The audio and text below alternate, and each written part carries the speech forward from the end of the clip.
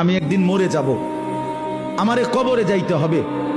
কবর থেকে একদিন আমাকে হাসরের ময়দানে বিচারের জন্য দাঁড় করানো হবে। আর সেই বিচারের ময়দানে আমার পুরা জিন্দেগির আমল নামা, লিখিত কপি, ফাইল আমার হাতে দেয়া হবে। সেই আমল নামা নিয়ে আমাকে দুইটা কাজ করতে হবে। একটা হলো মহান আল্লাহ পাক রব্বুল আলামিনের সামনে সরাসরি হিসাব দেওয়ার জন্য দাঁড়াইতে হবে।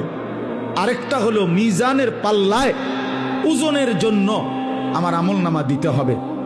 এরপরে আমাকে ফুলসেরাত পার হইতে হবে। এরপরে আমাকে অনন্তকালের চূড়ান্ত গন্তব্য জান্নাত কিংবা জাহান্নামে পৌঁছতে হবে।